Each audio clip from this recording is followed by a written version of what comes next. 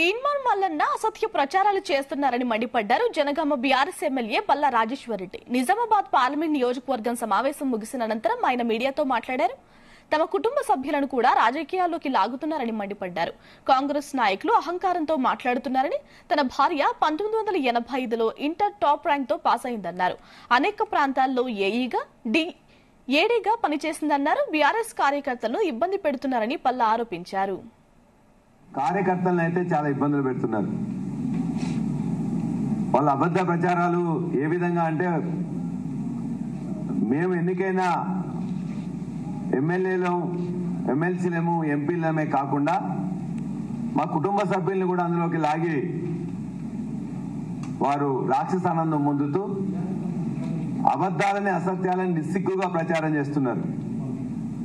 Congress party అధికార ప్రతినిధి అని చెప్పుకునే వాళ్ళు, ఆయన పేరు తీసుకోవడం కూడా నాకు అంత సబబు కాదు, కానీ తీన్మార్ మల్లన్న అనేవాడు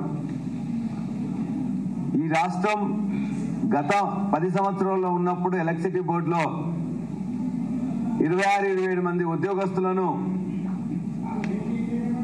అక్రమంగా ఇచ్చినట్టు, అందులో పల్లా రాజేశ్వరరెడ్డి భార్య నీలిమ కూడా ఉన్నట్టు అని చెప్పేసి నిన్న మొత్తం మాట్లాడడం జరిగింది. నా భార్య పేరు నీలిమ.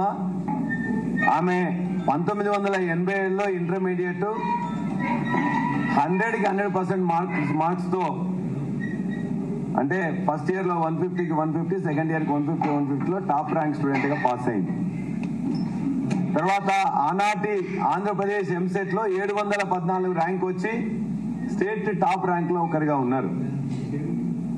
ఆ తర్వాత జరిగిన ఆనాడు ఏపీఎస్సీబీ అని చెప్పేసి బోర్డు ఉండేది.